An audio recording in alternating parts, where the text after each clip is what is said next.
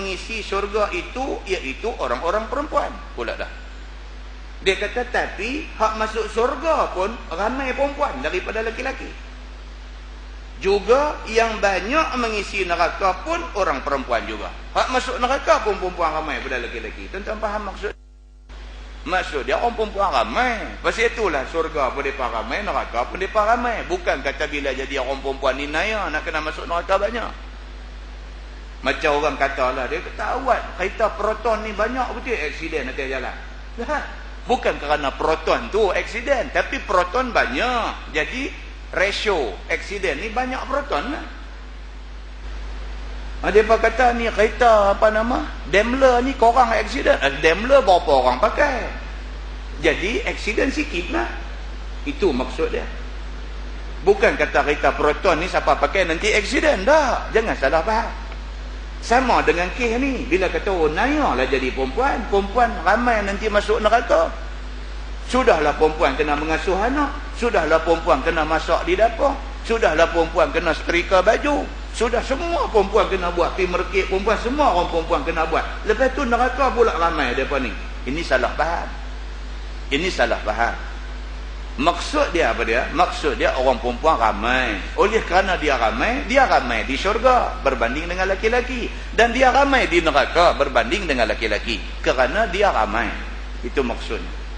Baik, dia kata dan telah datang khabar mengatakan kebanyakan orang yang menjadi isi syurga itu ialah orang-orang yang fakir pada masa dia dalam dunia. Ada pula hadis lain dia cerita orang yang ramai masuk syurga ni orang miskin, dia kata. Tapi tuan-tuan kena ingat, ada pula hadis lain Nabi kata kadal faqru ayyakuna kufra. Hampir-hampir kefakiran menyebabkan jadi kufur. Terlampau miskin sampai peringkat dia maki Tuhan. Jadi kemiskinan bukanlah satu advantage untuk kita masuk surga. Dia bergantung kepada orang tu sendiri. Kalau sekiranya dia miskin, tetapi dia miskin yang mengabdi diri pada Tuhan, selamat dia. Tapi kalau dia miskin, tapi miskin yang duk marah takdir Tuhan pada dia, lingkup dia. Sudahlah di dunia miskin, di akhirat dia merana. Ini ceritanya. Baik, tetapi dia kata kalau sekiranya dia beriman dengan Allah Subhanahu wa taala dan rasulnya, fakir itu akan dapat masuk syurga. Bermula dalil yang menunjukkan yang demikian adalah hadis yang dikeluarkan oleh Imam At-Tirmizi. Kata dia an Ibn Abbas radhiyallahu anhu yaqul qala Rasulullah sallallahu alaihi wasallam ittala'tu fil jannah fara'aitu aktsara ahliha al-fuqara. Diriwayatkan daripada seorang sahabat Nabi sallallahu alaihi wasallam, nama dia Abdullah bin Abbas radhiyallahu anhuma. Kata dia Nabi sallallahu alaihi wasallam telah bersabda, telah aku lihat dalam syurga dengan izin Allah, dan aku nampak kebanyakan ahlinya orang-orang fakir. Nabi kata macam tu.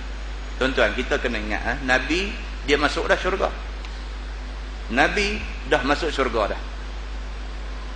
Masa peristiwa Isra' dan Mi'raj itu, Nabi SAW dibawa, dan Nabi dah pun dibawa masuk dalam syurga. Nabi SAW sudah diperlihatkan neraka. Nabi tak masuk neraka, tapi Nabi dah diperlihatkan neraka. Bukan sahaja semasa Isra' dan Mi'raj, bahkan Nabi SAW pernah tengah duduk semayang, Allah bagi Nabi nampak syurga. Sehingga kadalah hadis cerita, kata Nabi tengah duduk semayang, Nabi jadi imam, sahabat-sahabat jadi makmum. Tengah duduk semayang tu, Allah bagi Nabi nampak syurga. Nabi hanggau tangan dia, macam nak ambil satu benda. Sahabat yang duduk semayang belakang ni tengok apa hal Nabi ni, tiba-tiba dia hanggau tangan macam tu. Duduk saat lagi pula, Nabi tengah-tengah semayang, Nabi macam melayah badan dia.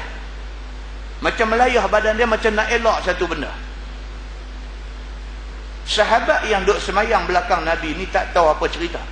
Sehinggalah habis semayang, selepas selesai Nabi bagi salam dan sebagainya, Nabi beralih kepada sahabat dia. Dan sahabat pun tak sabar terus tanya Nabi. Sahabat kata, ya Rasulullah, pasal apa tadi tengah semayang nampak kamu macam nak sambang satu benda? Nabi kata Allah Subhanahu wa ta'ala nampakkan kepada aku kebun syurga, dan aku teringin nak ambil buah dia supaya aku boleh tunjuk dekat kamu semua ini buah daripada syurga Allah. Tapi ternyata aku tak dapat nak ambil buah tu. Sahabat kata, dah tadi nampak macam melayah, macam nak tepih satu benda. Nabi kata, Allah nampakkan kepada aku azab neraka, dan aku nak tepih percikkan api neraka daripada mai ke arah aku. Muslimin dan muslimat yang dirahmati Allah sekalian, kerana inilah Nabi kata dekat sahabat dia. Nabi kata, kalaulah sekiranya Allah buka hijab dan Allah nampakkan kepada kamu yang kata neraka tu macam mana, Nabi kata nescaya beriman seluruh penduduk dunia. Muslimin dan muslimat yang dirahmati Allah sekalian, ni cerita yang Allah bagi dekat Nabi SAW. Dia kata sebab pun orang fakir itu jadi banyak isi syurga, kerana orang fakir itulah orang yang ada banyak ingat kepada Tuhan dan takut kepada-Nya. Oh, tu dia. Dia kata secara umumnya orang yang tak kaya ni lebih banyak masa nak ibadat dekat Tuhan. Orang yang tak kaya, kita malam tak ada mesyuarat apa, kita boleh main masjid mengaji. Orang kaya mesyuarat banyak. Sebulan ada 30 hari, 31 hari, dia mesyuarat 60 kali. Siang ada mesyuarat, malam ada mesyuarat, pagi ada mesyuarat, petang ada mesyuarat. Hidup dia dengan mesyuarat aja. Isnin sampai Sabtu mesyuarat di tempat kerja. Hari Ahad mesyuarat untuk aktiviti sosial, mesyuarat khairat kematian. Orang kaya ni mesyuarat ni tak habis.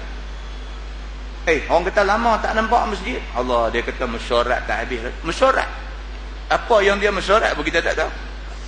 Sehari dua mesyuarat, sehari dua mesyuarat, sehari dua mesyuarat. Tengok dia kau duk berkarat, tak nampak apa pun. Tak nampak satu perubahan ke arah lebih baik dalam agama. Tapi mesyuarat sehari dua kali. Nampak? Kerana kesibukan itu kurang masa untuk agama. Sibuk tuan-tuan. Bila sibuk ni kita tak ada. Agama ni dia kalau sibuk dia tak ada. Kita kerja, kita balik kerja sampai pukul 6.45, sampai pukul 7, dah nak malam dah, sampai nak kelang kabut mandi, nak pakai baju, nak pergi masjid, nak mengaji. Kalau tak cukup kuat, tak boleh buat. Kalau tak cukup kuat, dia kena cukup kuat. Balik pukul 7 pun sampai di rumah, mandi, bumbram, main mengaji. Betul-betul kuat, boleh dapat. Kalau tak kuat, habis situlah. Tak dan, dia kata bukan tak teringat nak pergi. Dia kata jumpa kawan-kawan duk pergi mengaji ni berasa segan. Dia kata pasal kita tak pergi lama. Dia boleh kata lagu tu. Pasal apa? Pasal dia tak boleh pergi. Dia tak ada dah masa bagi dia ni, tak cukup dah. Kalau boleh dia nak minta bukan 24 jam sehari. Kalau boleh dia nak minta 48 jam sehari. Supaya 24 jam hak sibuk tu tolak pergi sebelah, hak lagi 24 jam dia boleh hatung untuk maslahah dia. Orang susah bila dia hisap, dia banyak kebajikan. Dia lepas semayang subuh boleh baca Quran. Dia lepas semayang zuhur boleh baca Quran. Dia dah lepas dah semayang asar boleh baca Quran. Dia dah lepas semayang isya, dia boleh tidur asar pukul 3, pukul 4 bangkit boleh semayang sunat. Bila dia hisap dia ni duk jumpa hak baik aja. Pasal dia tak banyak benda nak boleh buat benda tak elok, sebab dia bukan orang senang. Maka dia banyak habis masa dengan melakukan ketaatan kepada Allah Subhanahu wa ta'ala. Maka dengan kerana itu banyak orang fakir itu jadi isi syurga. Sabda Nabi, wattala'tu finnar fara'aitu aktsara ahlihan nisa. Dan aku lihat dalam neraka dan aku nampak kebanyakan isi neraka itu orang perempuan. Nabi kata sebab pun banyak orang perempuan itu jadi isi neraka ialah kerana kebanyakan orang perempuan jahat perangai. Dia kata kebanyakan jahat, dan kebanyakan mereka ini jahil, kebanyakannya tidak sempurna akal, dan kebanyakannya busuk mulut, kebanyakannya suka maki, kebanyakannya suka mencarut, dan kebanyakannya suka berkelahi, dan kebanyakannya suka buat fitnah dan buat celupang mulut, dan suka berlawan dengan orang sekampung dan sehalaman. Tu dia karang punya panjang cerita orang perempuan.